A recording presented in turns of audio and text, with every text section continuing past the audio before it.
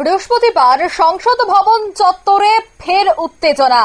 জানা যায়, বাংলাভাষী ইস্যুর উপরে এবার হেনস্থার প্রতিবাদ। বিজেপি সরকারের বিরুদ্ধে স্লোগান তৃণমূল সাংসদদের। বৃহস্পতিবার সংসদ ভবন চত্বরে ফের উত্তেজনা কিন্তু দেখা গেছে। তবে সে বিষয়ে আরো বিস্তারিত জানবো। টেলিফোন লাইনে যুক্ত হয়ে গেছে প্রতিনিধি সোমনাথ মুখোপাধ্যায়। সোমনাথ দা, ঠিক কি জানতে পারছো? দেখো, আমরা জানি যে বেশ কিছুদিন আগে দিল্লি পুলিশের এক আধিকারিক কিন্তু বলেছিল বাংলা ভাষা বাংলাদেশিদের ভাষা, বাংলাদেশিরা বাংলা ভাষায় কথা বলে। তারপরে কিন্তু কার্যত সেদিকে সেই ঘটনাকে মাছ দিয়ে শাক দিয়ে মাছ ঢাকতে গিয়ে বিজেপির যে জাতীয় মুখপাত্র অমিত মালব্য কিন্তু বাংলা ভাষা নিয়ে বিতর্কিত মন্তব্য করেছিল এবং বিভিন্ন রাজ্যে, বিশেষ করে বিজেপি পরিচালিত বিভিন্ন রাজ্যে কিন্তু বাংলা ভাষীদের উপরে কার্যত তারা হেনস্থার শিকার হচ্ছে। অবশ্যই সেখানে প্রচুর মাত্রায় বাংলাদেশি অনুপ্রবেশকারী রয়েছে, কিন্তু কয়েকজন বাংলার নাগরিকও কিন্তু সেই হেনস্থার শিকার হতে হয়েছে। এরই প্রতিবাদে কিন্তু বাদল অধিবেশনের শুরু থেকেই তৃণমূল কংগ্রেসের সাংসদরা এবং বিরোধী দলের সাংসদরা কিন্তু সংসদ চত্বরের সামনে বা সংসদ ভবনের সামনে প্রতিবাদ দেখাচ্ছে।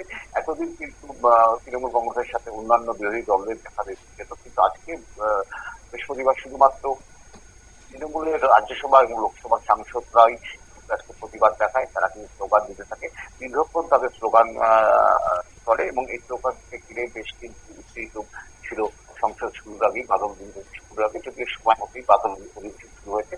কিন্তু এই লাগাতার এইভাবে বাঙালিদের, বাংলাদের এবং বাংলা ভাষার উপর আক্রমণ নিয়ে কিন্তু কার্যত ইস্যু তৈরি করে ফেলেছে তৃণমূল কংগ্রেস। আমরা জানি যে পশ্চিমবঙ্গে 2026 সালে ভোট, তার আগে কিন্তু একটা বড় ধরনের বাংলা ভাষাকে ইস্যু করে এগোতে চাইছেন মমতা বন্দ্যোপাধ্যায়। যেমন 2021-এ স্লোগান চলেছিলেন বাংলার মেয়েকে চায়, অর্থাৎ বাঙালি বাংলার মেয়েকে চায়। এবার বাংলা ভাষাকেই কিন্তু তিনি টার্গেট করে মূলত ভোট প্রচার বা ভোট প্রয়োজনই পার হতে চাইছেন।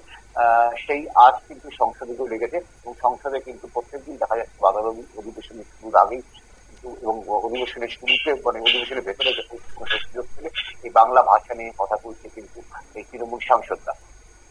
অঙ্কিতা, ধন্যবাদ।